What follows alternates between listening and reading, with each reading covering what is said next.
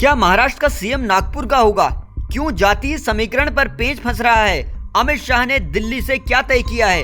शाह मोदी महाराष्ट्र में अपने पर्यवेक्षक भेज रहे हैं। महायुति के नेताओं की कौन सी बात जानने के बाद दिल्ली से फैसले पर मोहर लगेगी? क्या मध्य प्रदेश, राजस्थान, छत्तीसगढ़ की तरह महाराष्ट्र में भी बीजेपी देने जा रही है कोई बड़ा सरप्राइज? शिंदे अपने बेटे के लिए कुर्सी की मांग क्यों कर रहे हैं? महाराष्ट्र की मराठा वर्सेस गैर मराठा पॉलिटिक्स पर आज इस वीडियो पर आपको समझाएंगे।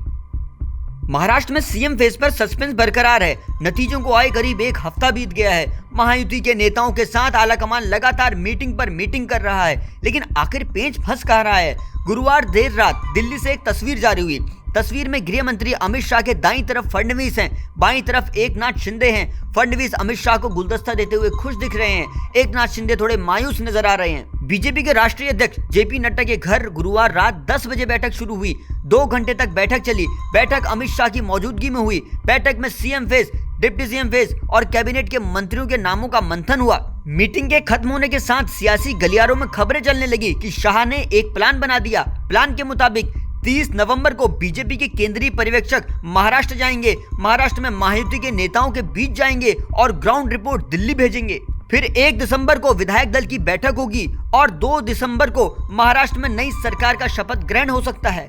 यहाँ सोर्सेज से खबरें ये भी चलने लगी कि फडणवीस ही महाराष्ट्र के सीएम होंगे। डिप्टी सीएम के साथ अजित पवार को वित्त मंत्रालय मिलना तय माना जा रहा है। एकनाथ शिंदे पर पेंच फंसा है और उनकी डिमांड है कि डिप्टी सीएम के साथ और गृह मंत्रालय और अर्बन डेवलपमेंट का पद उन्हें मिले, लेकिन बीजेपी गृह मंत्रालय अपने पास ही रखना चाहती है। लेकिन अटकलें ये भी हैं कि एकनाथ शिंदे खुद डिप्टी सीएम ना बनकर अपने बेटे श्रीकांत शिंदे को ये जिम्मेदारी सौंप सकते हैं।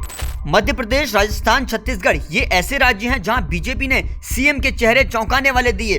क्या महाराष्ट्र में बीजेपी फिर से एक सरप्राइज देने जा रही है?